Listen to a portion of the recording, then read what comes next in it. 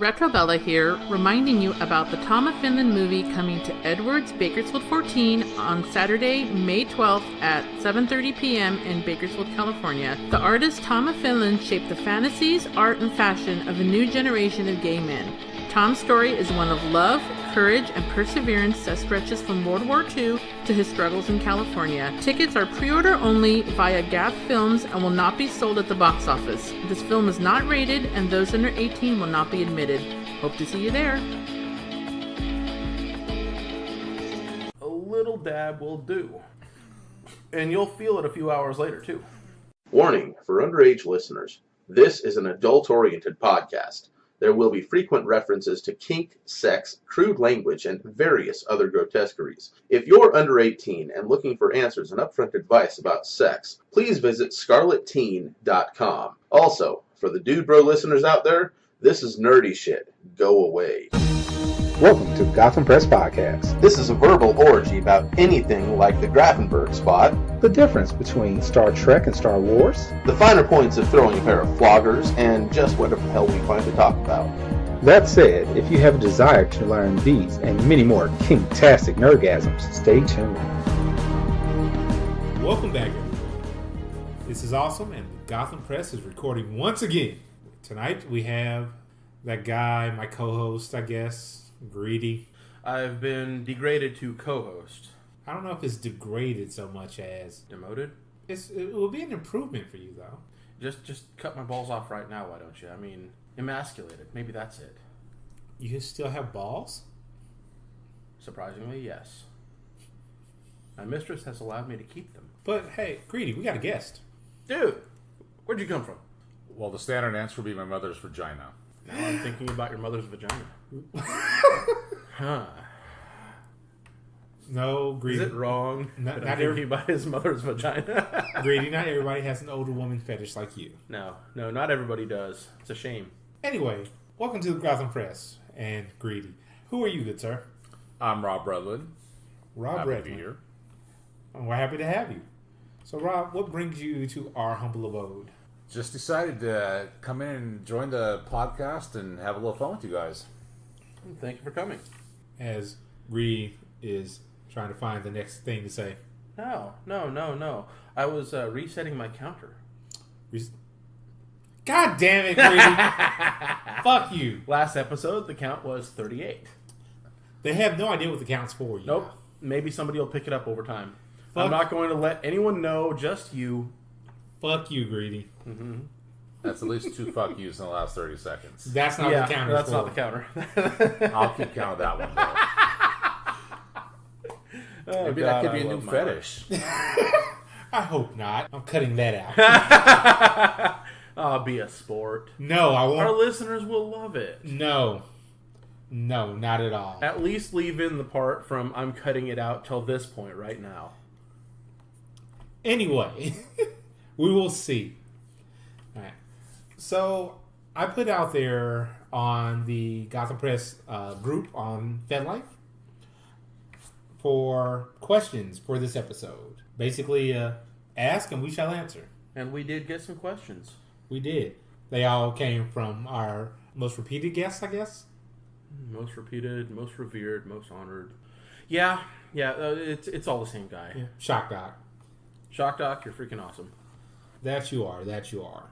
First question. What happens at a munch? Greedy, what happens at a munch? We munch On? food and Oh. sometimes other people. Okay, there we go.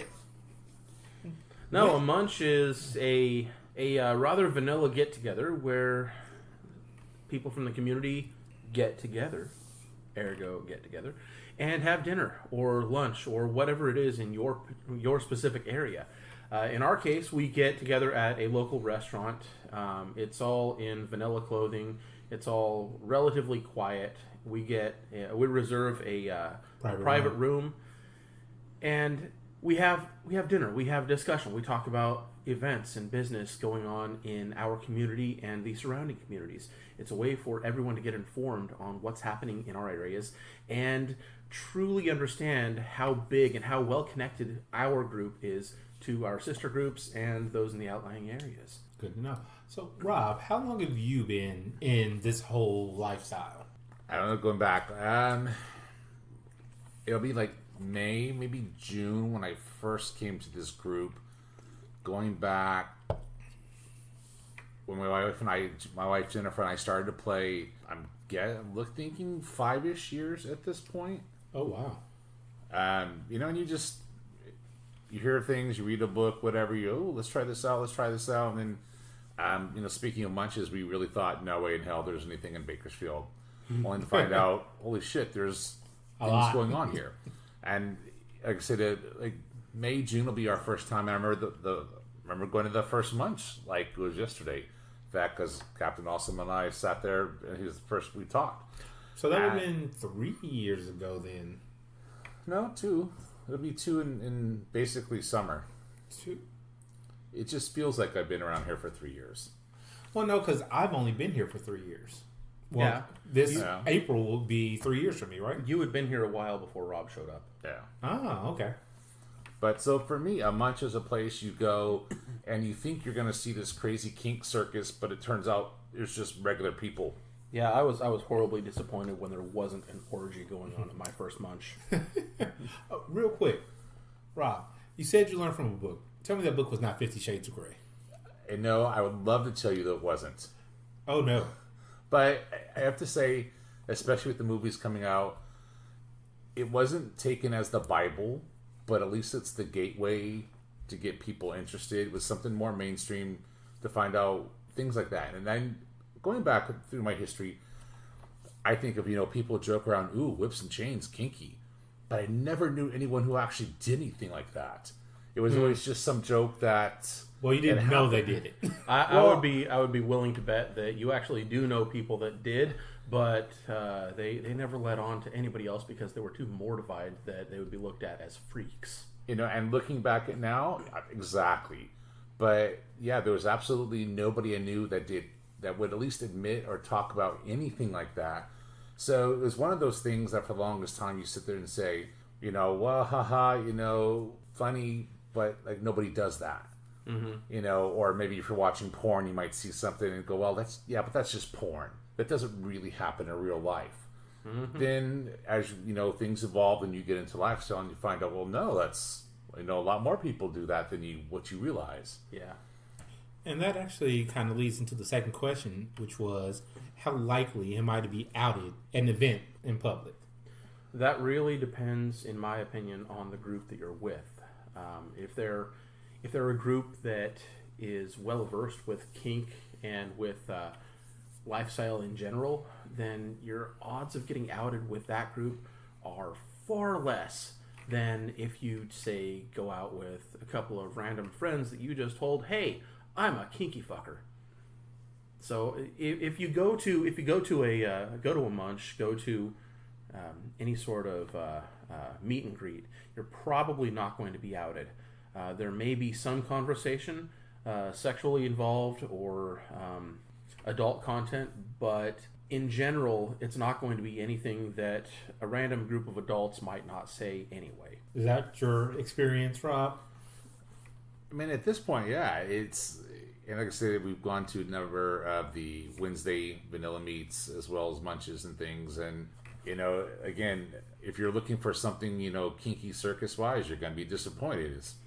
We've sat down and had talks about anime. We've had talks about other TV shows or movies. And yes, while you're with a group of people that are kinky, but it doesn't necessarily play out like that. And once again, it's like, how do you out somebody without outing yourself? So, mm-hmm. I mean, yeah. Unless you're out there and everybody knows, and you mentioning it's, I think that your chances of being outed are pretty small. I love that argument. Oh, no, they might out me. No, if they do, then they're by proxy admitting that they were on that website too. Exactly. How did you know that he was there? How did you find Rob Redlands? Yeah, his picture's right here. How did you get on that website? You have to create a profile. That was one of those things that my wife Jennifer and I, every once in a while, we'll go to Vegas. We'll go to a strip club or something. And we were nervous, what if we run into somebody we know from work? But then the same situation come up and go, well, what are they going to say? Exactly. They're there at the strip club too. So That actually reminds me of a story that Greedy told long ago on the podcast about going down to an event in LA with his mistress. Oh, Jesus. Oh, Jesus. I know what you're talking about. Yes. There was... I don't know. Should we... Did I say it over the podcast I before? believe you did. Okay. You didn't Well, use any names. I'm not going to use names, no. I went to an event at a club down in the LA area. My mistress and I were there together, and this was a women-led, a dominant woman's event. It was a high protocol event, right? It was medium high protocol. I mean, it wasn't absolute high, but in the end, it was medium high, but not absolute high. Well, okay, it wasn't. Every man must kneel to every woman. You know, it wasn't to that extreme, but it was high protocol in the sense that men were not allowed to have control. We were at this event, and I see this guy, and I'm not frequently down in Los Angeles. You know, I'm a Bakersfield native, and I know people in Bakersfield. I don't know anybody in Los Angeles. So to go there and suddenly see somebody that I recognize, how do I know this person? I see him walking around, and his face is strikingly familiar. We will, for this story's sake, call him Tom. Okay. That is not his real name, but we're going to call him Tom. So I see him walking around, and at this point in the evening, he's down to his skivvies, and it's more or less a jockstrap. So it's bare ass, you know, he's flapping in the wind. You can see his sack kind of poking out from down below. And he's got a collar and being led around on a leash. And I just can't push it out of my mind that I know this guy. I hear him talk. I heard 2 words out of his mouth, and that was all it took. I immediately recognized him as a member of the pastoral board at my parents' church. And I was horrified, and I told my mistress, "I know that guy. He's oh my God, I can't be here." She calmed me down with the exact same discussion we just had. If he's here, he's not going to out you either. Well, long story short, I saw him, he saw me, our eyes connected, and he got this horrified look that he knew somebody there. About 20 minutes later, I was walking past him, and I say to him, again, using a pseudonym, "Nice to see you, Tom." And I kept walking. I went over to the bar, I got myself a drink, and as I'm walking back to my mistress, again, passing him, I had what I can only describe as the biggest shit-eater grin I could possibly have. And he has turned completely white. I mean, pale as a ghost. Now he knows that I know who he is. I recognize him. I know where he works. I know everything about his life. And I know that the woman he is with is not his wife. And he had just given a nice talk about infidelity 2 weeks before. So, yeah, it's going back to the point at hand. If you see somebody in this lifestyle, they're not going to out you. They're not going to out you for the sake of not outing themselves. Yeah, they don't want to be outed either. So if he had said something about it, if I had said something about it, we would have, by proxy, outed ourselves to our friends, our family, and the entire church, and both of us would have wound up being shunned away from it all. Shun the non-believer. Shun. Shine. All right, so let's over to the next question. I love that cartoon series. Yeah, it's great. Let's see, where were we? How come I need to go to public events? Why can't I just go to a party, damn it? Because people creep in without being announced. Greedy, I don't think you were answering the question. I think you were talking about something completely different there. Probably. So why can't somebody come to a private party first? Why do they have to come to a public event? Well, certainly we just talked about outing people. You need to get, before you let them in, kind of in your secure area, you need to vet them and, you know, kind of check them out. And you don't want to let predators in or anyone who's going to be creepy, and, you know, you want to at least see what they look, see how they act and see what they do, you know, a couple times before you start to trust them and bring them in their kind of an inner circle. Right, you want to have that conversation of you're okay with all of this, right? You're not like going home screaming, oh my god, they do such horrible things. Well, there was a wonderful example. One of the events that we have weekly in Bakersfield is Wicked Wednesday. One time, a guy brought a girl that he fancied to Wicked. Didn't tell her what it was. Just brought her.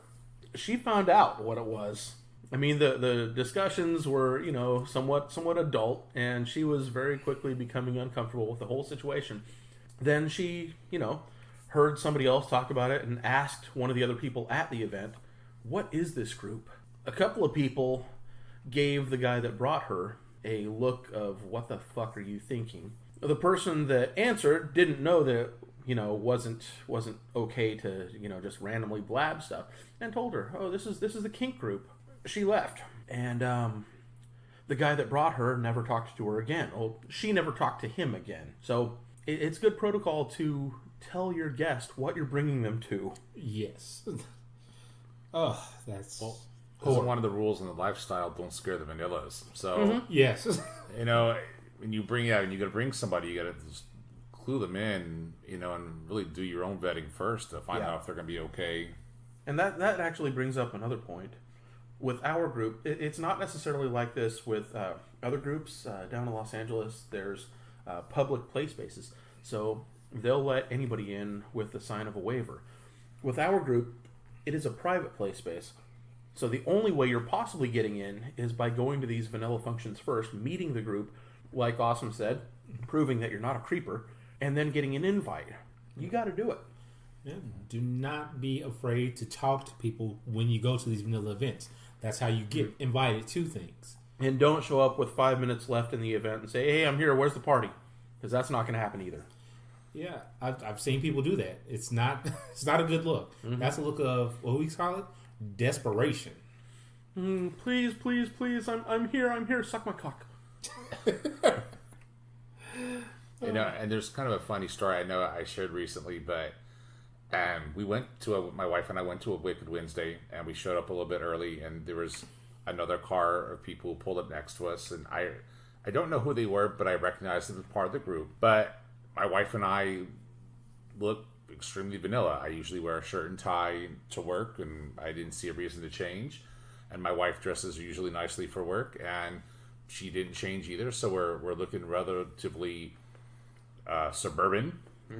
And we walk, and I say hello to the people, and they're like, hello. And we walk over to the area, and they're like, you guys know this is reserved? And we're like, yeah. And they're like, for the Bakersfield group? We're like, yeah. And they're like, for the name, I don't know if we mentioned the name of the group, but... the computer group. So like, for the Bakersfield computer group. My wife and I are like, yeah, we're in the right spot. We just didn't... We looked too vanilla to be there.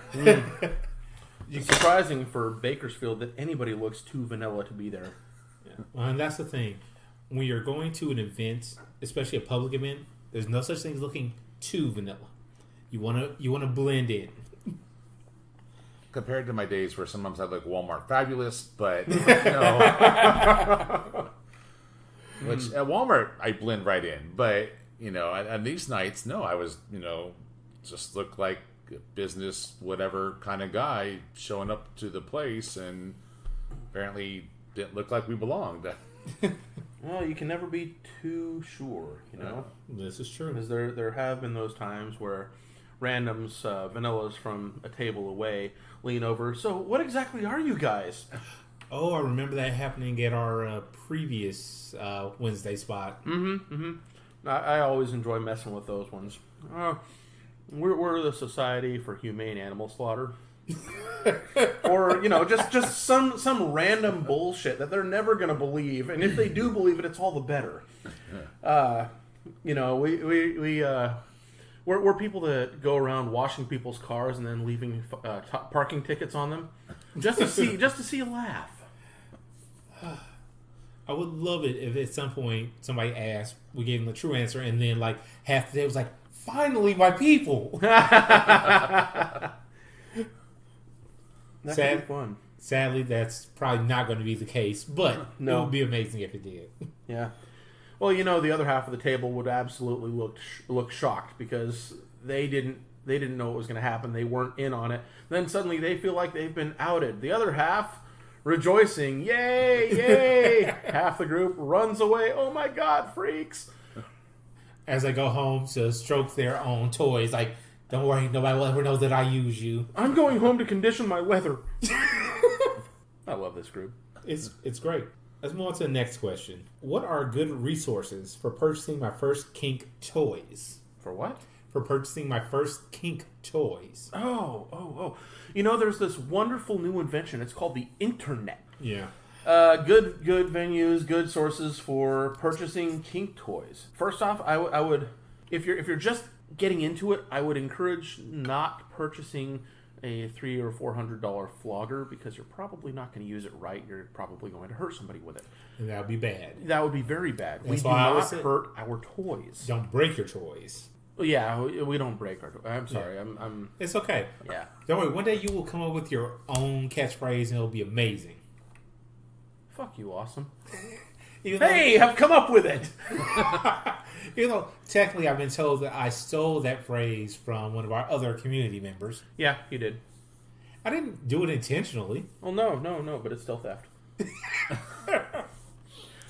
So what I was saying, don't go out and drop several $100s on something you don't know how to handle. My best practice for this is go to what we mockingly refer to as the mom and pop naughty shop, like Hustler or Deja Vu Love Boutique. Those are all around the U.S. Just the kind of place that has a little back room that you have to be 18 or over to go into. Yes. They're probably going to have a small assortment of sex toys that are going to include some kink toys. Also, something. Don't just go online and get whatever you see. Yeah. Go to the stores and check them out. If you can't handle it first, it's not a good idea to buy it. Right? Because you want to know how does it feel? What's the weight on? Can I actually lift this and swing this properly without like throwing my arm out of socket? Oh my God, I love how that cock ring looks online. You buy it, you get it, and find out Ron Jeremy's too small for it. My experience with this, when I started playing, was that we did go to some of the places and you're like, ooh, a flogger. And it was just made of rope. The falls were just made of rope. And you're like, all right, and you get home and you're whipping and you find out that there's no sting at all. It's it really kind of more just for looks. Yeah. I mean, it was a nice little gateway to say, ooh, we have a flogger, we're spanking, but Wasn't really the fun that you envisioned. Initially, until you get to, is that all there is? Because it's not stinging, there's no thud to it, there's no any of it, and you're like, all right, well, this kind of sucks. Then we do a little research, and and you get into it, and yeah, you're right. You can get into some heavy duty toys, and you're like, holy shit. Well, a lot of the toys at the mom and pop naughty shops, I like the way that sounds. Mom and pop naughty shop. Mom and pop naughty shop, yeah. I think I'm going to make that famous. A lot of the toys that are sold at the mom and pop naughty shops, they're not intended to cause the sting. It's meant for the action. It's meant for the interaction between yourself and somebody else, and that psychology there. That's what most people are looking for. Those of us that are truly masochists or truly sadists, we're going to figure out that, hey, this ain't doing shit for me. We're going to figure that out real quick. And at that point, then you want to delve into the rabbit hole just a little bit further. Go to, say, down to Los Angeles. It's just a hop, skip, and a jump from us, rabbit hole. Go to a shop like Pleasure Chest or 665 or JT's Stock Room. Yeah. Those type of shops that specialize in sex, in S&M, in leather. They're the ones that you're going to look at. You're going to get to handle the toys. You're going to get to throw them around just a little bit. If it's insertable, you're not going to get to try it that way. But you're going to get a good idea of exactly what you're getting before you purchase it. And again, if you can't handle it, don't buy it. And insertables are not returnable. That is true. Insertables or Hitachi Magic Wands, those are not returnable. Lube is not returnable. Anything that you can get your juices on is usually not returnable. Yes. Which begs the question, How many things at a sex shop can you not get your juices on? You know, amazingly, there's quite a few. They have lots of books, educational things. They have party games. Yeah. Tell me you can't get your juices on that. Jerk, why- spurt. Why are you? I'm so scared. I love my life. Oh, speaking of something that you just kind of mentioned during there, you're talking about leather and stuff. Our previous guest, she was trying to promote that we here in Bakersfield are trying to have a screening, Yay! of a movie called Tom of Finland. It is Yes. about the leather movement of the 70s, I believe. So those tickets are still up for sale. We have a link to the actual event on our Facebook page and on our FedLife group page. So if you're interested in learning a little bit about the history of leather, please click on the link that's going to be in the podcast description and go purchase a ticket. Do you recall the date offhand? It is going to be before there wasn't a date actually on there. Okay. I believe the date now is supposed to be May 12th. I think that's right. That sounds right. Yeah. So, hey, have a date. If you care to come see it, I am told that it is adult, so do not bring children under 18, Right. because they will not be admitted into it. Also, or your bring vanilla some. friends. Or your vanilla, well, unless you want to corrupt your vanilla friends. But tell them that they're going to see a movie that has gay sex and leather, and warn them before they come. What did we say at the beginning? This is not for the dude bros. For the Dude Bro listeners, this is nerdy shit. Go away. All right. Just want to toss that out there since you sparked a thought. Now then, back to the list. Actually, something else. Just something personal I want to share that happened to me last night. I hadn't had a scene in a while. I had a scene for my first time in a long time. It wasn't an intense scene, just a little bit of light flogging. This is a lesson for people. When you're playing with somebody, talk it out, figure out what they want, which I did, and then ask if they know of anything that may happen after they get done with the Yes. scene. I didn't realize that little bit of light flogging that I did, at least from what I've done in the past, it was light flogging. It sent her into subspace. And she took 2 steps off the cross and she went down. Yeah. Luckily, we had Shock Doc was actually on as the DM at the moment. He was over there very quickly to assist. So be careful. Be careful with new people that you're playing with. Talk it out. Figure it out. Yeah. Just a little FYI. Moving on to the next question. Greedy, what's a good starter kit for BDSM toys? Good starter kit. Well, Rob, what did you start with? We started with purchasing some floggers, some cuffs, a couple of paddles, and I think a crop.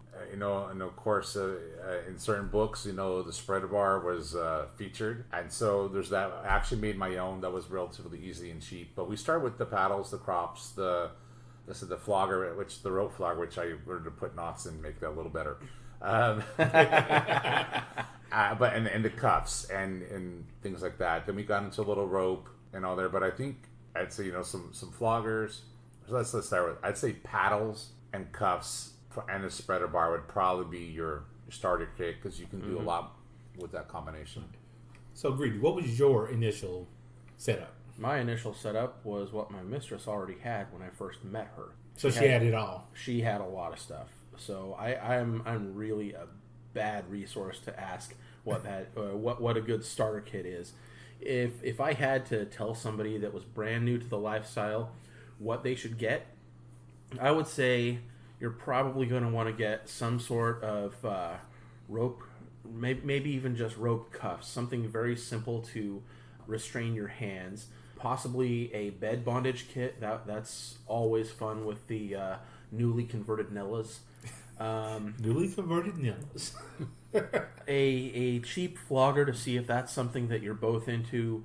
A cheap paddle, but nothing, not like a bouncy board paddle. Something that's going to stand up to a light beating.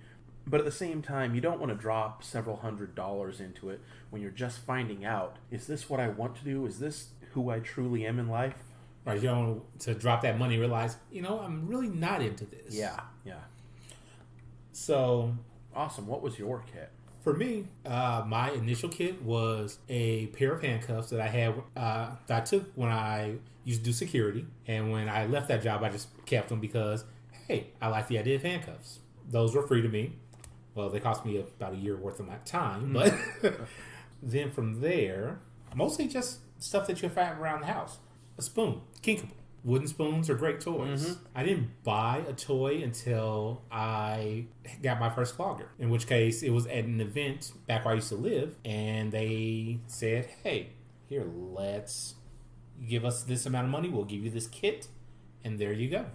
And see, it was opposite for me when you talk about pervertibles. That we had the toys first, and as you get more in the lifestyle and research more and learn more, then you're like, wow, and you find different things that people have used, and sometimes that starts to spark imagination and creativity with other things. And now I find myself walking somewhere, looking at someone, kind of slapping my hand with it, and go, oh, that's so that can work. Yeah, the home improvement stores are my adult toy stores now. What do you call it? Well, there's Dom Depot. There's Kink Mart. There's a lot of them. Dom Depot is the general go-to. Dom Depot, yeah. I mean, they've got tape and whips and chain. Oh, not whips, rope. Rope. But you can make a whip out of it. This is true. If you have the skills or know somebody with the skills. Or if you have YouTube and time. Even with YouTube and time, sometimes people just don't have the skills for that. Give it more time. You'll develop it. Let's move on to the next question. What do you wish you had known when you first got started going to events? For me, I wish I had known... I'm not sure what I wish I knew now. Because when I first started going to events, it was me and a friend of mine also going for their very first time. And we got lucky where the event we were going to, the hostess, very friendly, very outgoing, very used to dealing with new people. Mm-hmm. That was really what her event was for newer people. Okay. So she knew, hey, I'm going to just ease them in.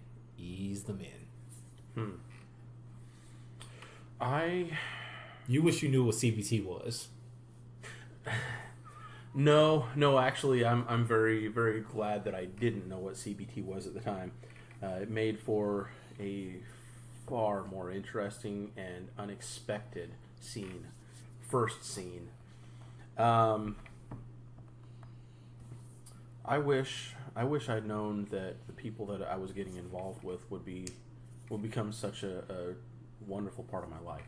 I've met so many people that are really themselves around me, and there are very few people in this group, in any of the groups around us that I've met, that are two-faced, that are, one way to you, one way to somebody else. They're actually themselves, and they don't give a shit who thinks any less of them for it. I'm constantly blown away by that. That makes me think. I wish I had known that it was more easy to speak up and say, hey, I want to learn this. Yes, I'll agree with that. Because when you go there, you see the quote-unquote big dog in the room that knows everything about this or everything about that. You kind of like, I'm not sure if I can talk to them. I wonder if the FET name Grandmaster Uberdom has been taken. What was your initial FET name? Was it always... It's always been Greedy. Always been Greedy? Mm-hmm. And you, Rob? Mine's always Rob, and I know we talked earlier that I know I've been thinking of something different.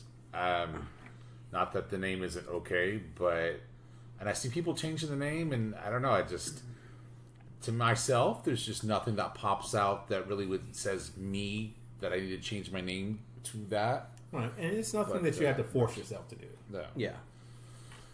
But, and as far as, too, like, things I wish I'd known, and I guess you kind of goes a long way, and, my wife and I sit back and think, let's call it 2 years. I know we're not that quite far along, but at how we've changed. But I say initially, I guess, when we really look back, because we started talking about coming to events or going places, and we hesitated. And so I really wish I'd known how simple and easy it is, and just like any other group, you may not mesh with everybody, but there's going to be people you mesh with. And to find out, come on and say, hey, even if you don't, only like a few things, let's say you don't even know what's all out there, and you're like, hey, I think I'd like to learn about, there's somebody there that enjoys that too. And I think that's part of the fear is you think, oh my gosh, I might be the only person in the world who likes this or wants to try this. And find out, no, everybody in the whole club likes that, or something. You're just not alone. And even if it's not everybody in the whole club, somebody knows somebody else that is. And it's like, I'm not into that, but I know a group of people or a few people even that can help you along with that. And I think too that you're worried about being looked at differently. Like, oh my gosh, you like that? Are you sick? And just here, it may not be your kink, but I've never experienced any kink shaming or seen it. I mean, but only in jokes. Yeah, we have, and especially in this group, we have so many different people with so many different lifestyles that we can all sit in the same room together, and it's not an issue. Right. That is a wonderful thing. Let's move to the next one. What do you wish you had known before you started your first kinky or BDSM relationship? For me, I wish I knew that poly was a thing. Okay. Why do you say that?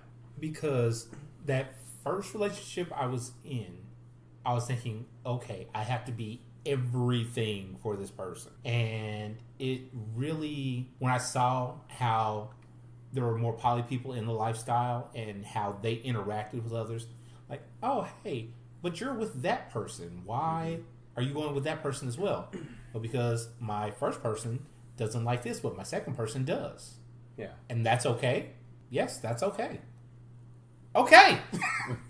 Yeah, I kind of got thrust into that world right off because my mistress, she's married, and her husband at the time had 2 submissives, and she didn't have any, but suddenly I was part of her life, and now she had 1, he had 2, they were still married, and yeah, poly, it seemed right from day one for me. I'm very glad that I was introduced to it then, and in the way that I was. As far as anything else that I wish I had known before I got involved, I'm honestly happy that I didn't know all the stuff that I've come to know since I got involved with her, because if I had, I think it might have taken away from the relationship that we built. The experience. Mm-hmm. What about yourself, Rob? Looking at it, I don't know. There's times when you really get into something. Let's throwing, I'll say flogging, and you study and you get a decent flogger in your practice, and then you think, man, I've kind of got this, and then sometimes you're like, I don't know shit about this. It kind of goes up and down like that. And I think one thing is there's always something to learn. There's always someone to learn from, and you can always do things better. Something else that I just thought, I wish I had known that not everybody wants to reach that pinnacle of, I can take all the pain. Because as a dominant, I'm thinking, shit, well, that means I got to build up muscles and, be able to knock them halfway across the street with a single swing. Yeah. Well, that sounds like those people who say, like, no, I don't have any limits. Oh, and then you go, well, Jesus. let's cut off your arm. Oh, wait, stop. All right, so you do have some limits. Let's touch on that real quick. People with no limits. Yeah. Actually, you know what? No, we're not going to do that. I believe that comes up in a later question. Yeah, it does. Right. It does. So let's move on to the next then.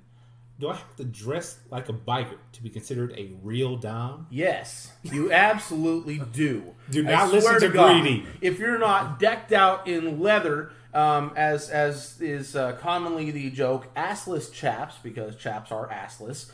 If you're not decked out in leather and boots and looking the part, then you are fucking not a dominant. If you can't be considered like you are part of the village people, you're not really a dominant. I want to be the Indian. The biker from the village people. You didn't specify. And if your chaps haven't asked, then that's pants. Yeah, that is pants. And don't forget, you can be a dom just by finding things out online and then messaging people and say them, you are now my submissive. Mm-hmm. And don't be what we refer to as a dom ass. Okay, don't go around thinking that I have claimed the title of Dom, so I know everything. I cannot let anyone think that anything else is the truth. Doms are always learning. Yes, a real Dom is always going to take the opportunity to learn something. Even if they know something that they've done 1,000 times, if somebody shows them something new to this, they're generally going to be like, hey, I need to learn that too. A Dom, in my opinion, a real Dom is always going to be improving their craft. They're always going to try and make their life and the life of their submissives better. The definition I've heard, I think, is the best between them is everyone thinks the Dom has the power, but it's the sub. And essentially, the sub draws the picture, the outlines of the picture, and the Dom colors inside. Mm-hmm. That is very well put. I wish I could say I thought of that, but it's... It's okay to admit that you're getting ideas from somewhere else. Mm-hmm. It's not okay to claim them as your own. This is true. Next question. Do I have to submit to any top to be considered a real submissive? There was... Years ago, we were at a... this is 3 dungeons ago. The Bakersfield facility has moved several times since I have been part of it. The first one I went to, there was a dominant that went, and this is a story that I'm telling after having heard it. I wasn't there personally, but there was a dominant there. Was this the guy at the front door? Yes. Okay. This is the guy at the front door. My mistress, she worked her ass off to make that place what it was, as did a lot of other people. And then a quote, air quotes, Dom came in. A Dom-ass came in and hadn't put forth any effort, hadn't provided any funding for what they had done, hadn't done a thing to help. He stood at the door and demanded that all of the submissives and all of the women, whether they're submissive or not, exit the building and then kneel before him before they could enter again. I'm thinking is Superman kneel before Zod. Oh, God. Well, long story short, my mistress told him to fuck off. And she was right to do so. He hadn't earned her submission, and there's absolutely no rule, at least not in our group, that says every submissive has to kneel before every dominant. Until in my opinion, until the Dom has earned your trust, has earned your submission, they don't deserve to have you kneel before them. I don't want just any person to kneel for me. Mm-hmm. I want to be like, hey, we're going to talk this out. We're going to see if we fit first. And then, after you've talked to me, I've talked to you, and you feel like I'm not going to harm you in some way, and you feel like you want to, then you may kneel before me if you choose to. Mm-hmm. Anything for you, Rob?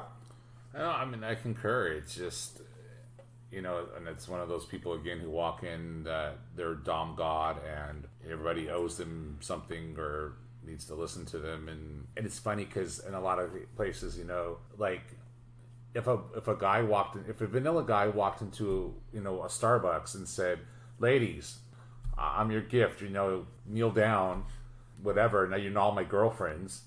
They laugh in his face. Then when, as they should. Yeah. Unless, of course, that was Chris Hemsworth. Then they might actually do it. I'm sure there's a few other people on that list, but... Well, no, it depends, because Chris Hemsworth, he's somebody that is already known. We're talking about a completely unknown person. Like Leonardo DiCaprio? I think they know who he is, too. Nobody cares. Anyway. Wow. But it's funny bringing up the celebrities, because, you meet people go, oh, I never have a threesome. And let's say, there's 2 celebrities, we'll just say, we'll put Leonardo and Hemsworth there. And they let a person, oh, well, what if Leonardo and Hemsworth were hanging out in a bar and you walked up and they said, hey, let's go. Oh, yeah, I'd totally be up for that. So, okay, so you're all right with the threesome. It's the company you're particular about. Yeah. So we need to have him on more. Rob, We haven't finished the show yet. Yeah, we have to wait to see how he enjoyed it. Should we go with this next question? Yes. Greedy, does this look inflamed to you? There's a difference between inflamed and engorged. Does it look engorged to you? Listener land, you don't want to know what Awesome is holding up right now. Whoa. Why is it me? No. Damn it. Is this to get me back for all the intros? It is. So the question is, does this look inflamed to you? Shock Doc, thank you for that one. I don't know if this is a serious question or if It this is is not just a joke. He told me up front that it was a joke one day. He kind of snuck in there to see if we would notice. Yeah, we noticed. Yes. So to answer the question, no, it does not look inflamed. No, it does not. So that means engorged. Okay. It's almost like Rob is paying attention. People pay attention to us? No. And the last of Shock Doc questions. I can't take a lot of pain. Does that mean I'm not really submissive? I think that just means you're not a pain slut. This is true because there are submissives that serve in other ways. Oh, yeah.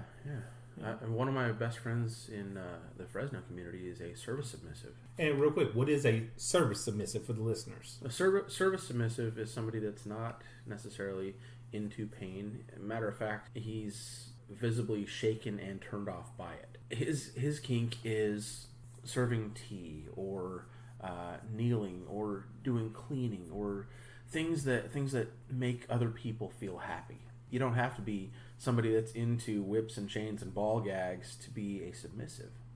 It's all a matter of what's right for you. There is no defined box that you have to be inside to be called a submissive. And the only people that really push that agenda are the dumbasses out there that we don't want anyway. This is very true. And with that, I think that was the last of Shock's questions. Rob, do you have any questions? Anything that's on your mind? Well, we did share, we brought up the toys earlier, and something that is kind of been passionate for me a little bit lately, just is making my own toys. There are some companies out there, and JW Paddles is one, makes some amazing toys worth every penny. J&W is local to the Bakersfield area. Mm-hmm. And I know there's a store in Vegas that my wife and I have gone to. I think we spent like $160 on a flogger, worth every penny. It's amazing work. You remember the name of said store? I do. It's Lady C's Leather on Sahara. Okay. But sometimes too, and I know when we were getting into it, and I said, okay, what's a spreader bar? It's just a stick with 2 eyelet screws on the end, so you could hook something into it. And I'm like, hello, let's go down to the hardware store and a dowel rod for $4 and $2 worth of, screws, and I cut it down. And at that moment, it doesn't look pretty, but it works just as well. And it cost me $6. And with the leftover piece that we had on there, 2 more eyelet screws, you now have a shortened one for, you can either use a shorter spreader bar, or you can put one on the feet, one on the hands.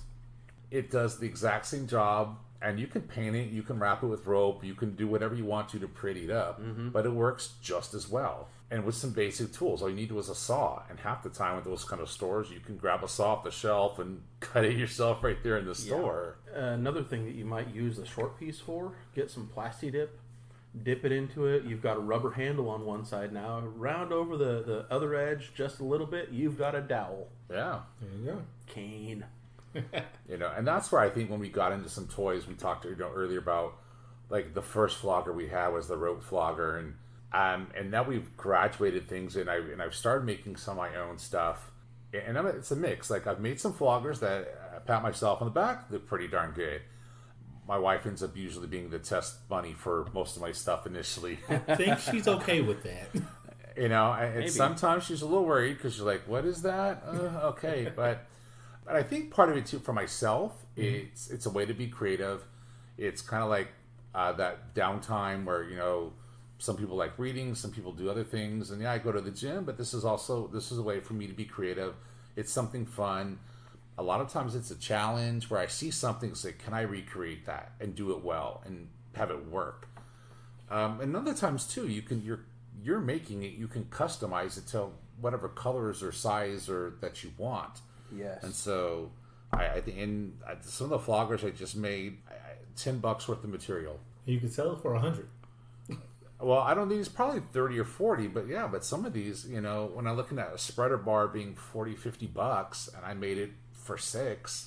Mm-hmm. That's what's called profit. Yeah, and just and it was fun, it was quick, it was easy, and there's a little bit of self pride in there. And again, if you're working with somebody, your submissive maybe has a certain color, and you can paint and color these things. You know, saving money by making it yourself, that just gives you more money to spend on other things. Yeah.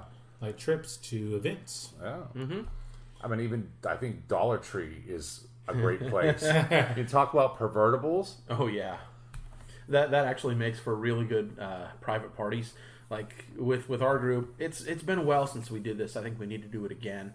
We have dollar store nights where the task is you go to the dollar store with a $20 bill and spend that $20 bill on things that you can make kinky.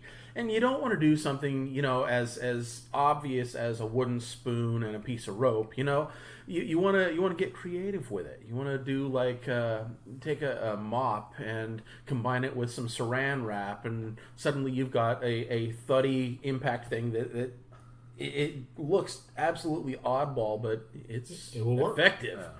Well, and I just made something like that. Now, granted, my wife told me that with some of my toys, she's like, don't bring those to a dungeon because people are going to laugh at you. But they work. And one of them was, I was at Dollar Tree and they had some bamboo back scratchers. Oh, yeah. I'm like, yeah, and I bought 2. And then what I ended up doing was, well, and of course, in my case, I've got shitloads of dowel rod in my garage now. So cut some of that up, and I figured out a way to screw the 2 back scratchers to a piece and that to a dowel rod. So now I've got a double back scratcher, which can actually really scratch your back, or it could, you know, leave a nice sting for you. It doesn't look pretty, but it works. The look doesn't matter when it's just you and you're submissive. Yeah. The look only matters if you're trying to show off to the rest of us. Well, I say bring your creations and be proud of them, because other people are going to see it, and if you have the wealth of knowledge that we have here, you're probably going to have somebody say, "Oh my God, I love that idea. How about we do this to improve on it?" You know, so you could theoretically invent brand new toys by bringing that thing which you're very happy with the effect of, but may not look incredibly presentable. Yeah. As we were saying before, J&W, if they see it, they're like, that's really good. Maybe you can help us so we can make one, but make it look a little bit prettier. Mm-hmm. I haven't even tried with like any wood paddles like that. I must leave that to those guys. Well, no, but I'm just saying toys in general. But like another thing I made, we had redone one of the rooms in our houses with laminate flooring, and I had to cut some up for smaller areas, and I was like slapping against my hand, like, damn, it's kind of stingy. So I took a dowel rod, cut a little slit in the middle, screwed it in, and now I've got a nice little slapper. And it literally cost me, I think, $5. I mean, I wouldn't have gone out and bought a whole box of laminate just to make this one, but it was already there, which is something around my house. Yeah. You know, I have maybe $1 worth of dowel rod, a couple bucks for the fancy little screws, and you were good to go. Yeah, I mean, I've had people use it, and it works wonderfully. I mean, again, my envision, I would hope that if I brought these to a dungeon, people might laugh at first, but when they see the effect it's having, then all of a sudden, like, well, hell, you know, why not? Exactly.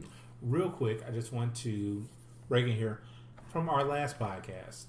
After that, the post in our FetLife group, we had somebody that said, "Yay keeps them coming." We have a fan in Iowa, of all places. Iowa. Yeah, Nikki B112. Thank you for listening. I know Nikki. You know Nikki? I've known Nikki B since I was a tot. Since you were a tot? Yes. Wow. I freaking love that girl. She's awesome. Says she's our biggest fan from Iowa. I would agree with that. I think it's a safe assumption. All right, please spread the word in Iowa. Give us more fans. Is there a big kink community in Iowa? I didn't think there was a big kink community in Bakersfield. I would be astonished if there wasn't at least this size kink community somewhere in Iowa. Somewhere. Yeah. In her particular city, I kind of doubt it. But I've been wrong before. That's where you go to FetLife and you look for what's in my area. For all we know, the elder board at her church is all. No, we know that they are. Well, Iowa, known for corn, I just can't help start to wonder how much that affects into the kink. Mm-hmm. Well, Iowa's corn, they've produced at least one multinational rock band, Slipknot. They came out of Iowa. I was not aware of that. Oh yeah. Their first album was titled Iowa. I wasn't getting Yeah, into Slipknot at that point. You're not into. I know. Well, I like some of their stuff, just But yeah, it's always the little places that you don't think about that are the ones that are going to surprise you the most. Well, I'm always shocked when I go on that Antarctica has an amazing kink group. And it's funny because supposedly 200 people live there, mostly scientists, but they all seem to be on FET. Well, You know, I'm down. I'm going to go there and increase the kink population by 1. you're the only person that would survive there, actually. Dude, I would go out in my skivvies, lay down on a lawn chair, and soak up the darkness with the 400-mile-an-hour wind that drops the temperature to an effective negative 90, and I'd be finally comfortable. As you have now all learned, Greedy is a polar bear hidden in a human suit. Grr. Oh, man, that was great. Is that what you're going to do now? Is that your new phrase? Grr. No, that just doesn't seem right. I mean, I saw You don't want to be a bear? recently. No, I saw a license plate recently that takes that away. I'm not going to reveal what state this was. It was M4 Bear. M4 bear? I'm assuming the Mama- 40-some-year-old woman driving Mama bear. was going for Mama Bear, but in the world of personals ads, Male that for- does not mean Mama Bear. Man for bear. Maybe she borrowed the car from someone. Oh God, I couldn't She's help sitting but going, wonder. I was getting some strange looks when I brought your car driving around. Just driving around everywhere, and suddenly all these young men just kept looking to me. They looked very disappointed when they actually saw me in the car, and I don't know why. Thank you for that. You're welcome. I wonder if she's a listener. Or the owner of the car is. We were going to get a message. That's my car. Sweet. Send me pics or it didn't happen. Oh, anyway, I'm thinking we probably reached the end. I think so. This feels about natural, yeah. Does it? So, how did you enjoy? Well, I really enjoyed it, and I have to say, I was here at the Not a Lot earlier, had some fun, and thought about it. One more kink would be pulling Mr. Awesome's rope. God damn it! Is this something I need to know about? Quite possibly. For the explanation to that, earlier today I was tying up Rob's wife, and I have a 100-foot rope, and it takes a lot of time to pull that through. So Rob offered to assist with pulling of the said rope. So Captain Mr. Awesome has a long rope. He needed some help pulling it. I was there. I had a free hand. The wife was tied up. Greedy, are you okay? I have this wonderful mental image now. I had never participated in anything like that before, but I'm kind of all right with it. Never participated in pulling another man's rope? No, I have not. Well, now you have. And after the experience, I don't know if I could do another, man, but you, Captain Awesome, you call me. Oh, I'm so happy that I could Let him give you pull that your rope? experience. What? Let him pull your rope? I could provide the rope for you to pull. Yeah, that doesn't sound any better. God damn it. Anyway, so, Greedy, final thoughts?